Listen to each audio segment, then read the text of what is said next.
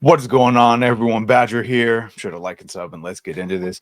Obviously, Dragon Age is out. People are seeing extended clips. We've got ads over there doing, multiple hour-long sessions with 7,000 plus people watching him.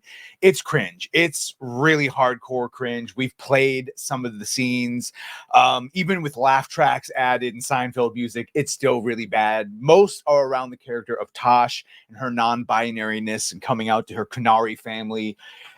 Possibly hearing on Saturday Night Hypnosis them talking about that you're able to convince this character to unalive themselves. That might be hearsay. I don't know. They're still going over that, but that would be holy hell some news if that was in fact something. But just wanted to highlight the fact that even Forbes at this point, and this ain't Paul Tassi, this is Eric Kane.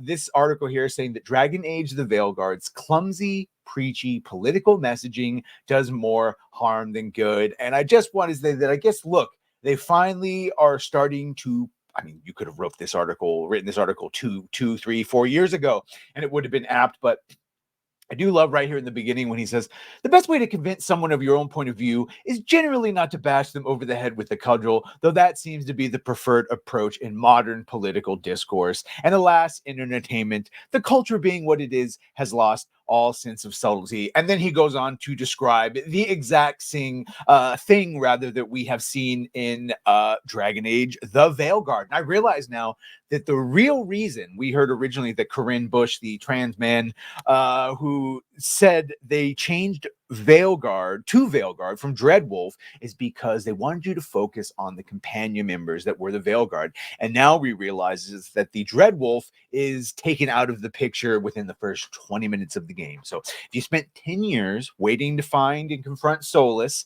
and have some conclusions, some catharsis, you might as well just watch some of the streamers because it's handled in the first 20 minutes. And it's pretty generic since you don't really have any of your prehistory with him, except for some mild choices. So don't matter.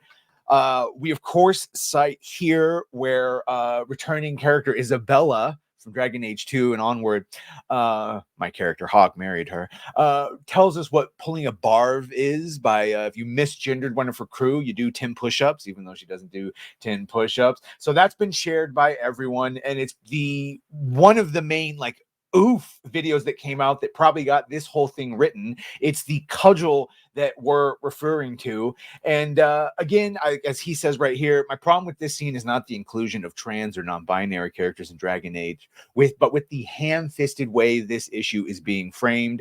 This is, and then he goes on to cite a good way to do it. I would just look to the previous Dragon Ages for a good way to do it. Again, mentioning here, you can see this post that almost all of the companions in some way, shape, or form have either pronouns or some sort of preachy ideology. Mr. Maddie Plays, I highly suggest you go check him out. I'm not going to play his video, but he basically went on to say that, this isn't the way.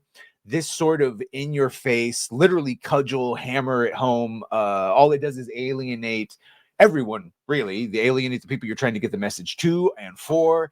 And what's worse is he sort of acknowledges it, and props to him about both the toxic positivity in the studios and then the dismissing of valid criticism out of it.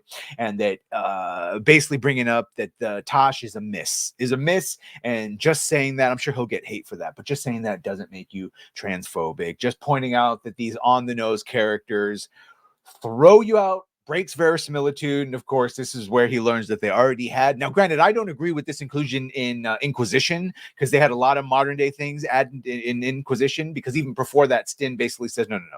You're either a man or a woman. The Kunari are extremely base. They don't have any of this. It's a whole other thing. But in Inquisition, yes, they did add a word for people who are not male or female called Aquinathak.